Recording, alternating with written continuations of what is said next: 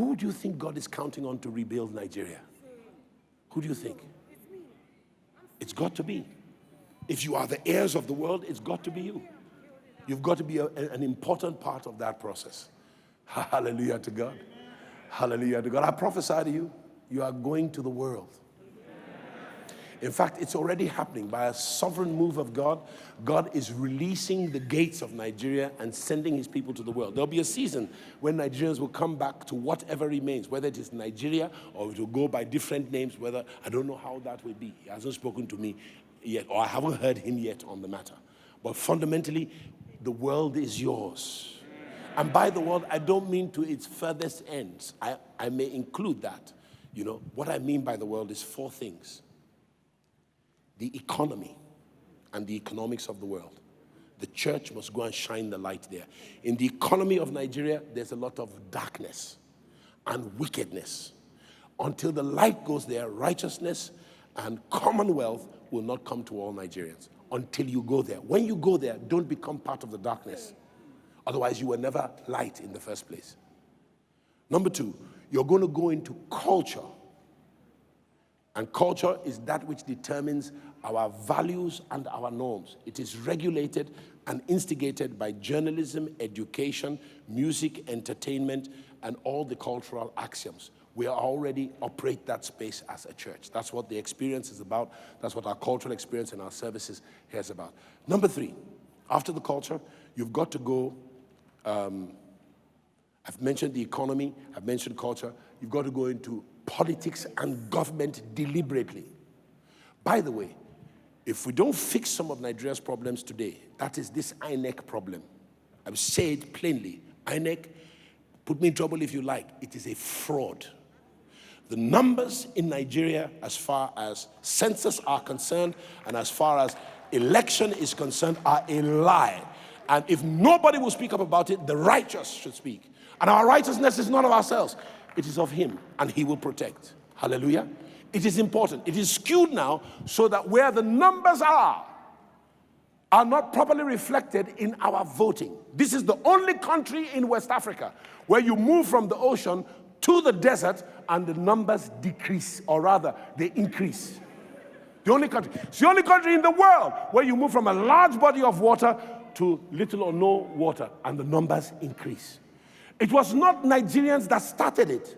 It was the parents of Nigeria who were not good parents. They were not good parents.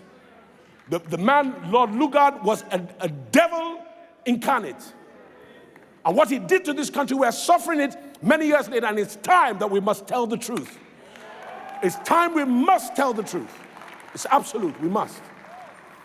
And those of you who benefit from the system, when the judgment comes, unless you extricate yourself in the righteousness of God, that's your own problem. You understand? And if you're in the system, you should behave like Robin Hood. Take from them and give it to the poor. You should have less so that they can have more. I have that sword in my office, the sword of what's his name? Lord of Loxley, Robin Hood. Why? Because part of my job is to make sure that the wealth of Nigeria is redistributed with an evenness. How do you do it? Not by giving the poor rice and oil at election time. Give them an education. And education in today's age does not have to be formal. We have tablets. We can do research and development and create curriculum that you can put in the Nigerian mind for cheap. That's why people like the Honorable Commissioner are there to give us infrastructure for Wi-Fi so that the poor man can hear good teaching. Not just Bible teaching, but curriculum for personal development so that you can create an entrepreneuring people and an artisan class which form at least 50% of the economy together. Hallelujah. You've got to educate the people now systematically. And it was deliberate. Education was killed in the South. So the only education rising in the South is private. So what? Take advantage of it and let's educate our people. We've got to. Because if you don't have human capital development, 200 million Nigerians will not be the value of 5 million Swedes. That's why their productivity is much higher than ours per capita. And they have a vibrant economy, yet, you know, Nigerians think we are a rich country. Your country is poor. It's dirt poor. Just because you aggregate wealth in an upper echelon of a few percent doesn't mean that you are rich. The day that the wealthy can ride in a bus and not be doing like this, and your nurse takes care of you because she's not living in a paro, then your country is developing.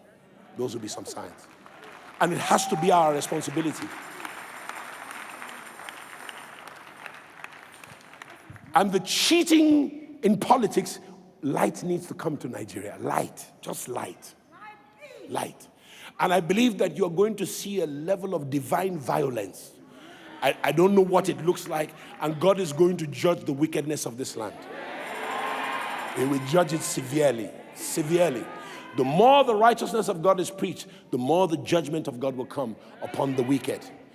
And they will have plenty of time and warning to change their ways and come into Christ. Nigeria has to change.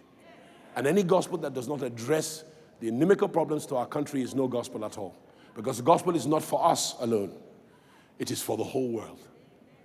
It's for the whole world.